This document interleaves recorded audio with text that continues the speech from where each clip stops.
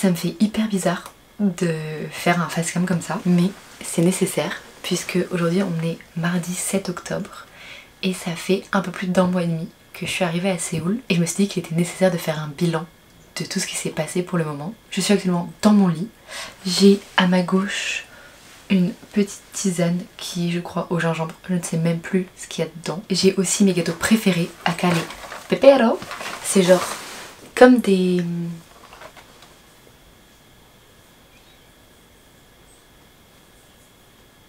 Et bah j'ai oublié le nom, c'est comme des Mikado, mais le chocolat il est à l'intérieur du biscuit. Et alors là, j'ai une passion pour le pepero fourré chocolat, et les pepero c'est la boîte elle est verte, et c'est les pepero chocolat amande. Alors là, toute ma vie. Je vais d'abord ouvrir d'ailleurs parce que si je veux en manger, faut que ce soit ouvert, regardez.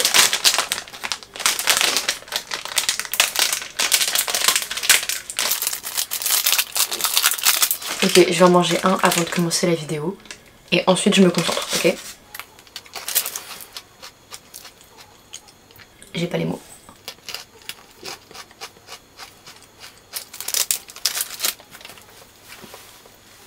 Une petite gorgée.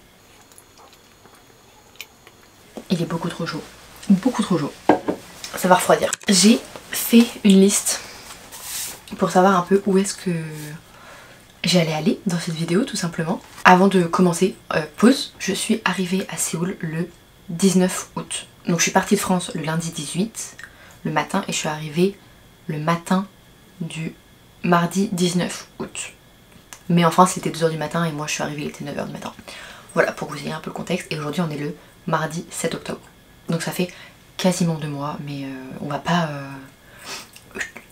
J'ai fait la liste il y a 3 jours, donc c'était il y a 1 mois et demi, ok? Du coup, je disais, j'ai fait une liste de sujets à aborder tout au long de la vidéo pour vraiment essayer de rien oublier.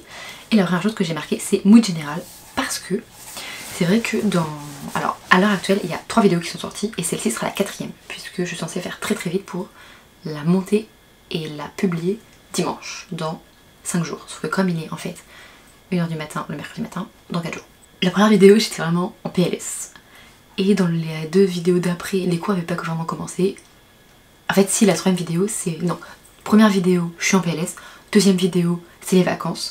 3e vidéo, c'est mon premier jour de cours, qui est un peu catastrophique. Très drôle, hein, mais je suis complètement du père. Du coup, j'ai pas vraiment pu faire de bilan sur comment je me sens, comment ça va, etc. Et parce que pour le moment, juste ce qui ressort, c'est dur, je suis du père. Ou alors je suis en vacances et je profite. Mais là on n'est plus en vacances.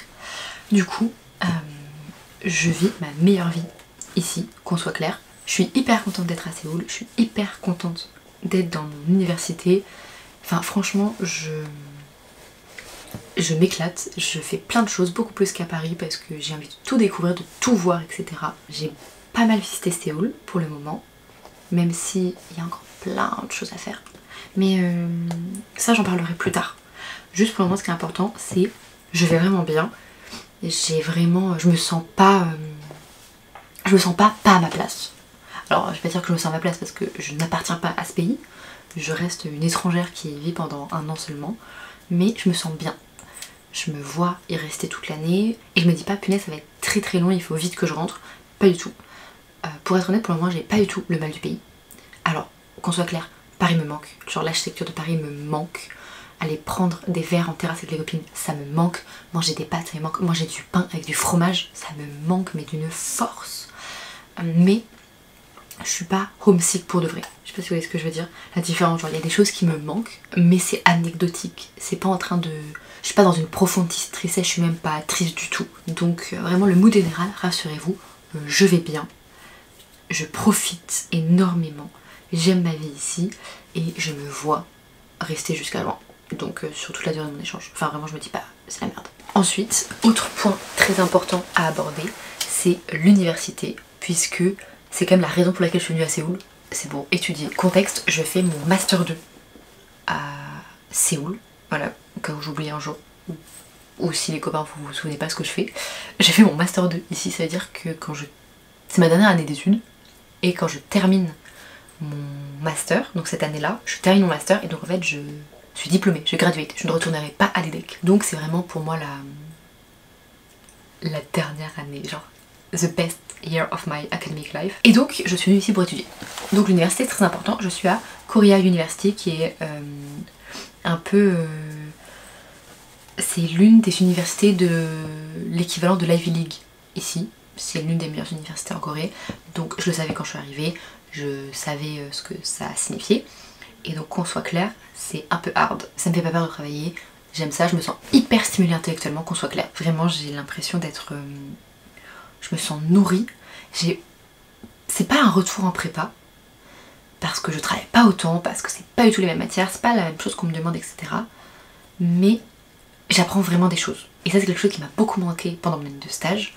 Non pas que j'apprenais rien, mais c'est là c'est très académique et j'adore le contenu académique. Enfin c'est vraiment quelque chose que j'adore. Mais c'est vrai que c'est un peu hard dans le sens où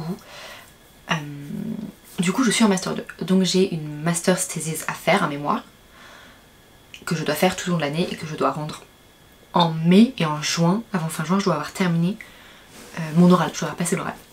Donc je dois faire le master thesis en parallèle de mes cours. Mais l'EDEC pour le premier semestre, donc le fall semester, celui que je suis actuellement en train de faire, demande 4 cours pour avoir 12 ECTS. Et au prochain, il n'en demandera que 3 pour que je puisse faire ma master thesis. Sauf qu'en parlant avec des full-time students qui sont dans le même programme que moi, enfin qui sont dans le même college que moi, ils ont que 3 cours chaque semestre pour pouvoir se focus sur leur mémoire et moi j'en ai 4. Donc je me sens un peu désavantagée, on va dire. Enfin je sens que du coup les matières sont pas faites pour en avoir 4, elles sont faites pour en avoir 3 et une master thesis. Donc je suis un peu sous l'eau. Enfin je passe sous l'eau non plus, ça va. Si j'avais que les cours c'est ok, mais quand j'ai pas que les cours, que j'ai envie de faire d'autres choses à côté, c'est un peu compliqué. Mais ça va le faire. Franchement, je me fais pas de soucis, je vais un peu en chier mais je suis aussi venue pour ça, donc ça va. Concernant les cours, ils sont extrêmement intéressants. Alors, petite information à savoir, initialement, quand je me suis inscrite pour venir, enfin quand j'ai demandé Korea University comme école pour mon Master 2, j'étais censée partir à Korea University Business School. Et en fait je me suis renseignée, je pense à Korea University Business School, donc j'étais censée avoir que des cours de la Business School. Et l'éventail de cours est assez limité, c'était vraiment finance, ressources humaines, stratégie, statistiques, etc. Sauf que moi j'ai vraiment envie de me spécialiser en marketing quoi. Et en fait j'ai découvert en faisant mes inscriptions pour les cours que j'avais accès à tous les autres collèges de KU à partir du moment où les cours étaient en anglais et acceptaient les étudiants internationaux, genre en échange. Et du coup l'EDEC a validé les cours que je leur ai proposés. Ils ont dit bah en fait nous si Korea University est d'accord, nous on est d'accord. Fin de la discussion. Donc j'ai pu prendre des cours vraiment qui m'intéressent. C'est que sur mes 4 cours, j'en ai un qui est de la Business School et qui est International Marketing. Et ensuite j'ai pris les 3 autres cours dans le Media and Communication College. Donc c'est pas du marketing, c'est vraiment média et communication. Donc c'est pas directement lié au marketing entre guillemets, mais c'est des trucs tellement intéressants et que je vais tellement pouvoir réutiliser. C'est beaucoup plus en fait une science sociale que du marketing. Et c'est hyper intéressant. Les professeurs sont... Déjà c'est des pointures, qu'on soit clair. Bon, après quand t'es prof en université c'est censé être une pointure. Mais là je le sens vraiment. Ils sont hyper intéressants. C'est des toutes petites classes. Il y a des classes où on est 8. Et je crois la maximum qu'on est ça doit être 20. Et c'est vraiment le maximum quoi. Sinon c'est plutôt 10 en moyenne. Du coup les cours que j'ai pris c'est Entertainment Media, Emerging Media et Strategic Communication for Social Good. En termes de charge de travail, pour que vous ayez une idée en tête, j'ai 13 articles de recherche à lire par semaine et à analyser, en tout hein. Et j'ai en moyenne un oral par semaine. Parfois c'est 2, parfois c'est 0. Ça peut être un peu hard, mais ça le fait. Franchement, je vais pas me plaindre. Je suis dans une bête d'université. Ça c'était vraiment sur la partie cours. Sur l'université, je peux aussi dire que le campus est incroyable. Faudrait que je vous fasse un campus tour avec Clara, l'une de mes copines. On s'est dit qu'on allait faire un campus tour avant qu'elle parte parce qu'elle reste qu'un semestre.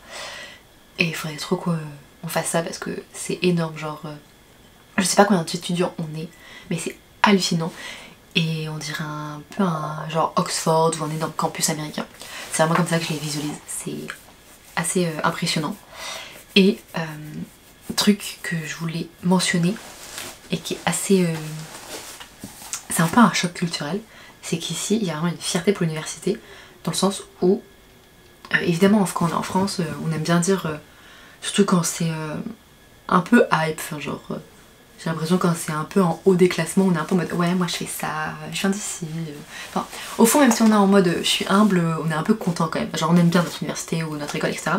Ici c'est un autre level, ici tout le monde a du merch de l'université, ici quand tu vas sur le campus tu vas automatiquement croiser des personnes avec la veste, avec un sweat, avec un t-shirt etc. D'ailleurs je me suis même pas rendu compte mais j'ai le t-shirt de l'université.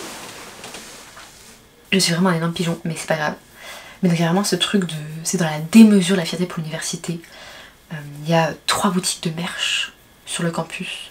Mais d'ailleurs, regardez, j'ai mon carnet, c'est un carnet de l'université. Est-ce qu'il y a autre chose à dire sur ça? Je ne crois pas.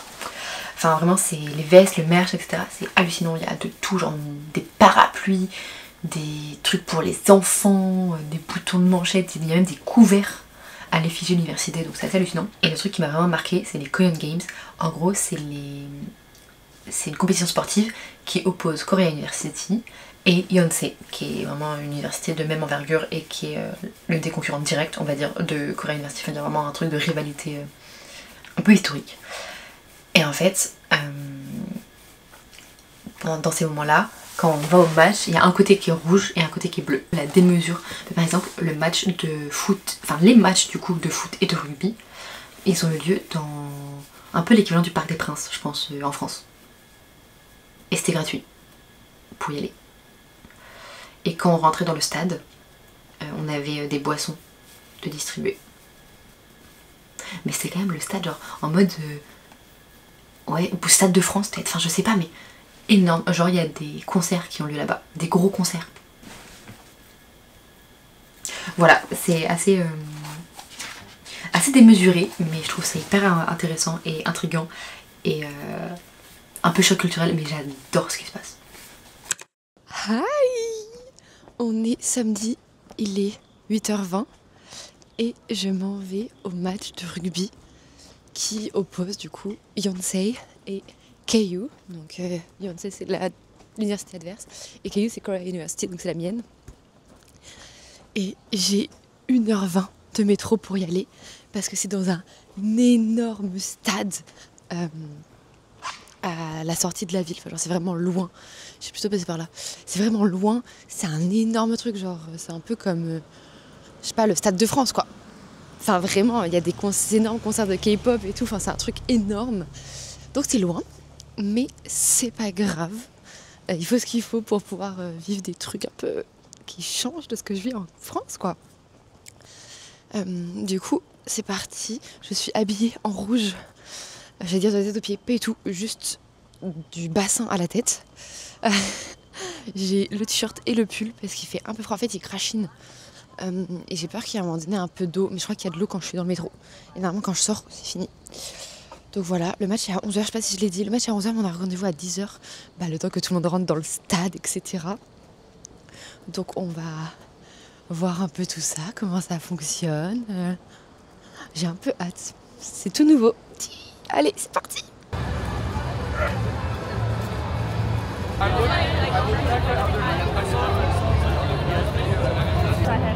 Und schwitzt du schon? Ja, natürlich. Ja, wir haben gesagt, wir müssen nachher am Leon. Ok guys, je n'ai aucune idée de si on m'entend, mais je suis arrivée au stade, je suis dans le stade, le match il commence dans un peu moins d'1 heure.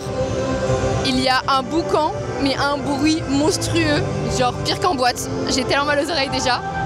Et c'est le rugby en premier qu'on va voir.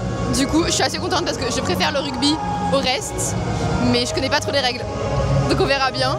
Juste, il y a déjà les joueurs qui sont sur le terrain en train de s'échauffer et tout. Je voulais expliquer c'était quoi les jeux Yonsei KU, mais en fait, je sais pas, juste ils s'affrontent et il y a une rivalité et il faut qu'on soit les meilleurs. Voilà, du coup, nous on est tous en rouge genre rouge, rouge, et de l'autre côté, ils sont tous en bleu. Pour le moment, il n'y a pas grand monde du côté de Yonsei, qu'on soit clair. Donc je pense qu'on va les laminer en termes d'ambiance. De notre côté, ce sera beaucoup mieux.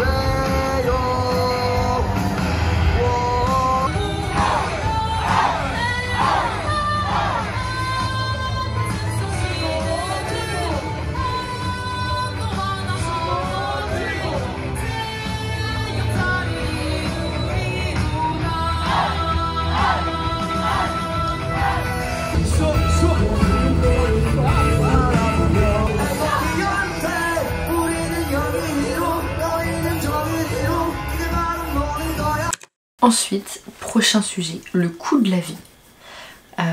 Alors, globalement, tout est moins cher. Dans le sens où,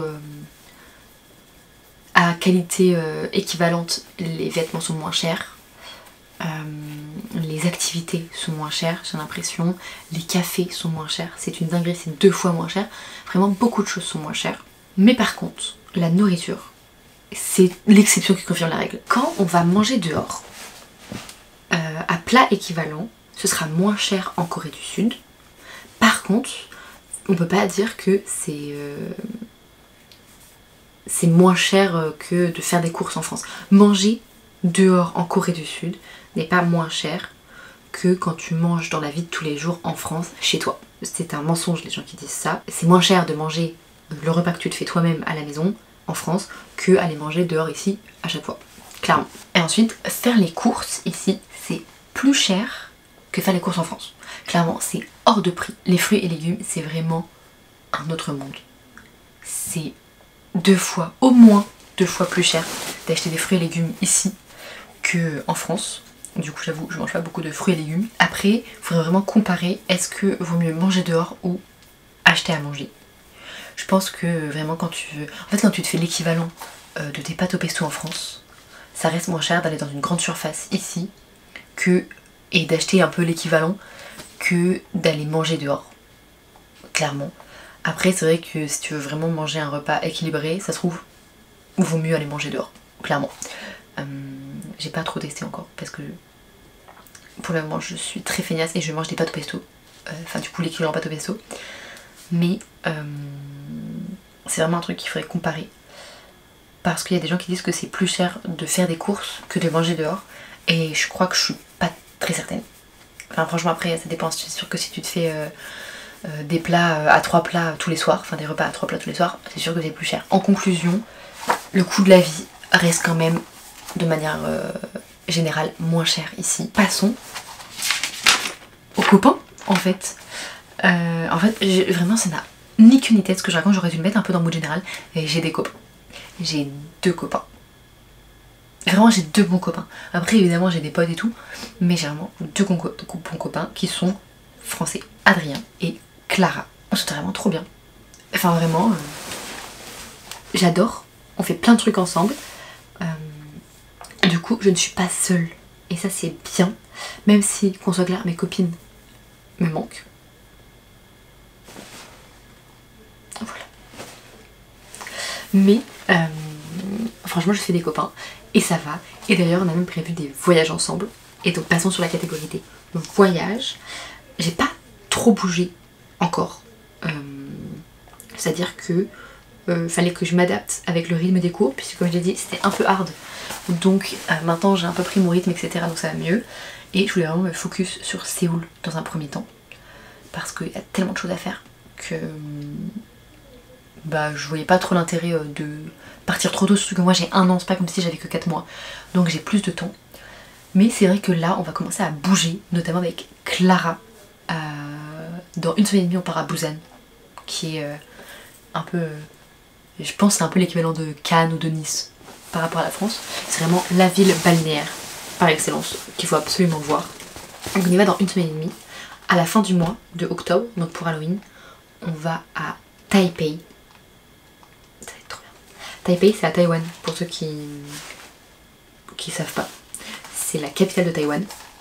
Et on va, entre les examens et le Noël, on va à Tokyo. Tokyo, c'est la capitale du Japon, au cas où si vous ne l'aviez pas non plus.